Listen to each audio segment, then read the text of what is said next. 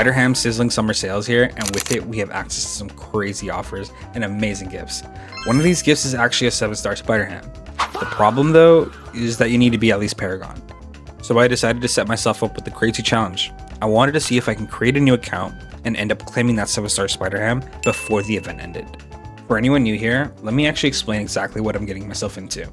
To reach Paragon, you need to have 3 rank 4 6-star champions. And on top of that, you need to defeat the final boss of Act 7, Superior Kang. And for context, I'm literally starting from nothing. No pre-stash units, no revive saved up, nothing. And to be completely transparent, I started this account on June 25th, the day the summer sale started. We start our story the same way that every new account does. We grind the tutorial, we pick out an awesome name, and then against my will, I'm forced to burn 100 units on a starter crystal. Why the game does this, I will never understand. But then, our story takes a turn. We end up pulling a 3-star Gamora from this crystal. And mind you, this is actually amazing because Gamora can hit way above her rank. This is mainly due to her massive damage, which comes from her Fury and Cruelty buffs. Now, I won't bore you too much with the details of Act 1 and 2, as when I ranked up Gamora, she pretty much stomped every fight leading up to Act 3, where I have to fight Thanos. And after defeating him, the game ended up giving us our first noteworthy progression title, Proven. We actually end up receiving some great rewards from this, like access to the Super Daily event and Champion Ascension, which will definitely come in handy later when we're looking to give our 4 and 5-star champs a nice boost. Speaking of which, a 4-star crystal was also one of the rewards from completing Act 3. I decided to pop it open, and I pulled Lady Deathstrike. Now I'll be honest, this made me super disappointed. I never paid any mind to her. I've always felt like her rupture debuffs were kind of quantity over quality, and pulling her just felt like my momentum had been completely stumped. And maybe that sounds a bit dramatic, but I feel like your first 4-star is a defining and iconic moment for your account. But then, almost like the game sensed my torment, it hit me with an offer. A 5-star crystal for 225 units. And after staring at my unit stash for about 2 minutes straight, I'm just kind of riding the high of how well Gamora carried me throughout the early game. And now I'm sitting in what feels like to be the pit of a disappointing 4-star. And I knew no matter what champion I ended up pulling from this, just being a 5-star alone would be enough to completely destroy Act 4. So I ended up buying the offer, and immediately, and I mean immediately, I felt a sense of regret rush throughout my body. Mainly because I knew that units were going to be the key to the success of this challenge. And in hindsight, I could probably use those units to buy revives, energy refills, and even better off. Holy crap, I just pulled Jean Grey as my first 5-star character.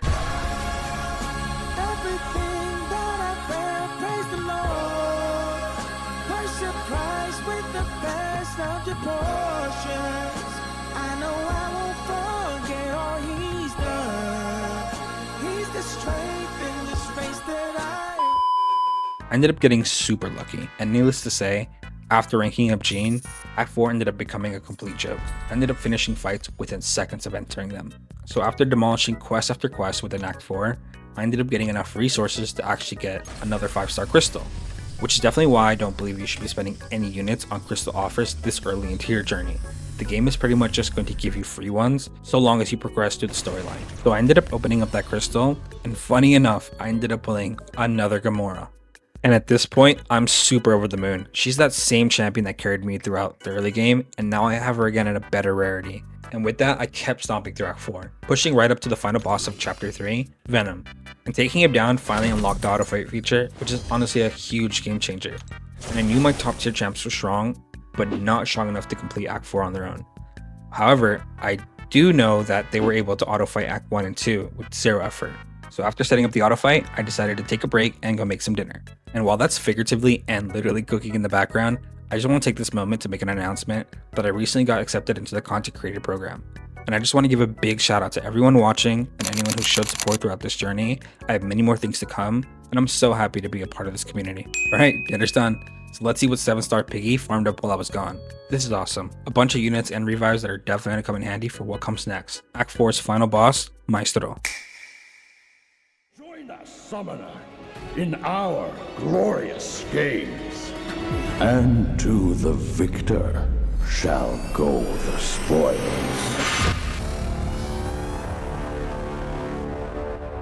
Let me tell you, this fight right here, every player that has played MCOC knows how terrifying this fight can be when you're brand new to the game. And I'll be honest, even with my overpowered Jean Grey and Gamora, my mind never forgot the fear that I felt facing this guy for the first time. And I felt it even right now. But regardless, I had a goal, and this guy was in my way. And yeah, this wasn't the cleanest fight. This guy even costed me my first knockout within the account. But I ended up pushing through, and 7-star Piggy got it done. And with that, Act 4 was complete, and I had officially earned the title Conqueror. Act 4 just didn't end up giving me a title, it ended up giving me a bunch of rewards that I had to work with. I cracked open a 5-star crystal for the completion, and I ended up pulling a Punisher 2099, alongside a rank up gem that matched him perfectly. On top of that, I had enough materials to push a 4-star all the way to rank 5, and the game even dropped me some free Ascension materials in my mail. All in all, Act 4 gave me the exact amount of momentum I needed to step into the next chapter of this journey, which was Act 5, Elder War.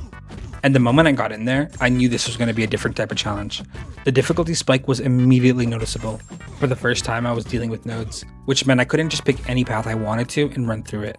I had to actually think and play to the strengths of my roster. And this is kind of where the real struggles of the early game in MCOC start to show.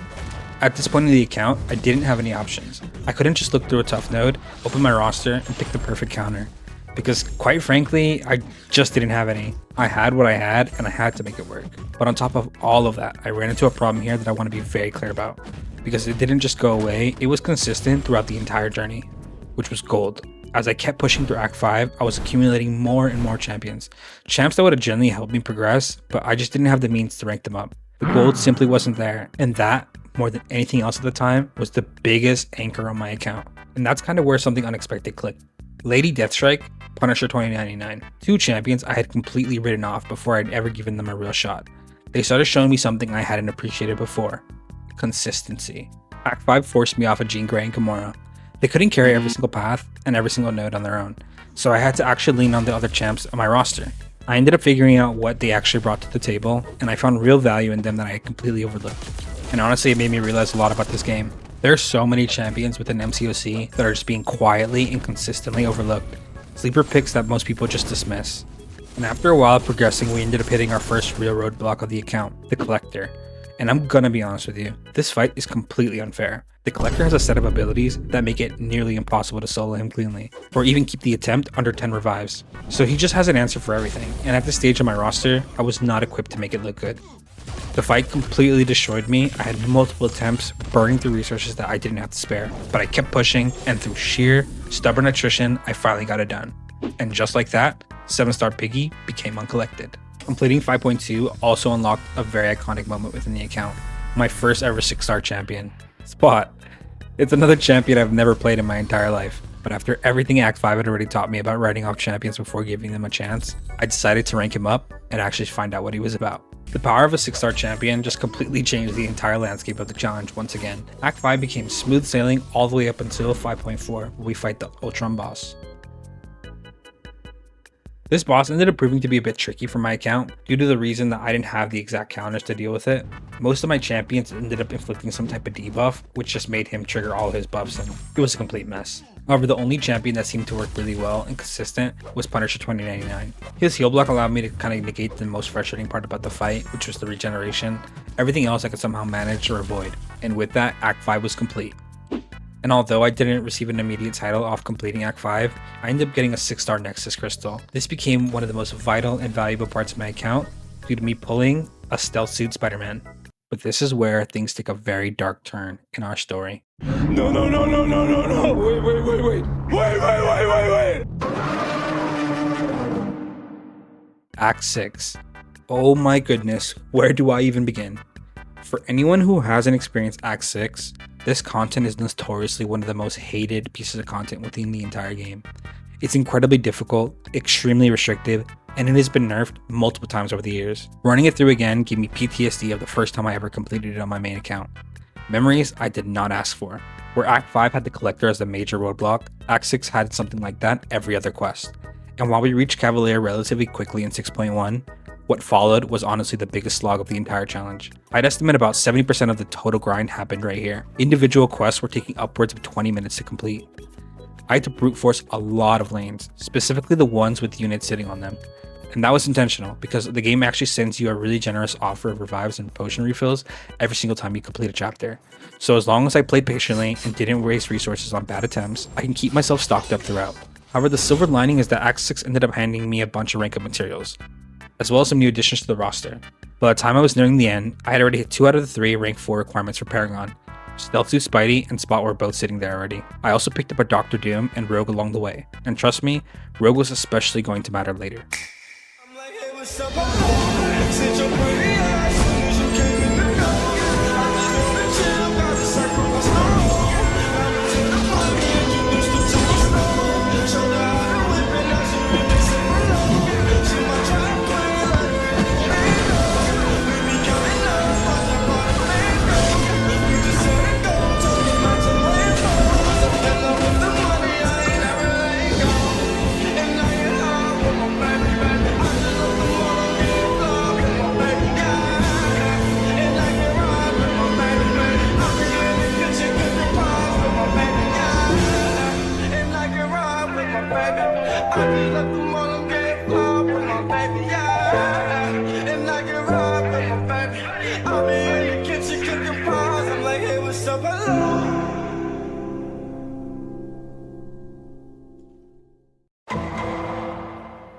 I could see the finish line now. Paragon was right there. One more rank 4 champion and one last fight against Superior Kang. And then Act 7 introduced the roadblock that nearly upended the entire challenge. Paragon. And on the surface, this fight is relatively straightforward. But I had a massive problem. I genuinely didn't have any champions that could complete it reliably. That was until I remembered a video I'd watched a long time ago, showing that you can actually solo Paragon in under a minute using his 2-star Rogue. And coincidentally, in Act 6, I ended up pulling Rogue. I had completed the lane, I swapped her in, feeling really confident about the fight to come. And this is where everything went wrong. I had severely misunderstood the specific synergy that makes this strategy work. Rogue's synergy with Absorbing Man, a hands-on approach, allows her to pause debuffs during an opponent's special attack. This is the synergy that makes the fight super easy, and since I didn't own an Absorbing Man of any rarity, I couldn't just restart the quest and just go back in. So I just kept trying. Revive after revive, attempt after attempt, I was just throwing myself into this fight with no real path to winning it. Every single revive ended up going into a fight where I reached 400 combo meter and I just couldn't get her down. I was getting super frustrated and I was burning resources, so at a certain point, I had to accept I couldn't just finish the fight cleanly. So I had to start focusing on just getting the biggest chunk of health I could out of Gwen, then quitting before she regenerates everything to full HP. By the time I was done with that fight, it had cost me over 17 revives and 300 units. I genuinely thought the challenge was over. But I kept going, and I made sure to take every single lane that had units on it, rebuilding the stash as I pushed forward. Moving forward, I actually had a really clean one-shot on Gwynmaster. Unfortunately, I forgot to record it, so sorry about that. In 7.3, Kang ended up being frustrating, and I used a few revives, but nothing that stopped the momentum. And then, finally, it was time. Superior Kang. And I'm not gonna lie, it was a great fight. Super enjoyable, even knowing everything this challenge had put me through to get here, and when he went down, I had exactly what I needed to rank 4 Doctor Doom. And 7-star Piggy officially became Paragon. What a journey. This challenge had more ups and downs than I honestly expected going in, but it gave me perspective on this game that I didn't have before I started. Here's what I want you to take away from this video. I've been playing Marvel Contest of Champions on and off since 2016, and I still struggled in here. So if you ever feel completely stuck on a piece of content, don't feel bad about it. There are so many incredible resources within this community that can help you push past whatever wall you're hitting. This game is a marathon, not a sprint. The champions I ended up ranking out throughout this entire challenge, Jean Grey, Punisher 2099, Spot, Stealth Suit Spidey, Doctor Doom, and finally, Lady Deathstrike, they're my real Avengers team. I'm genuinely serious. I found so much love for these champions, and I cannot wait to get back onto my main account and rank them up as high as I can.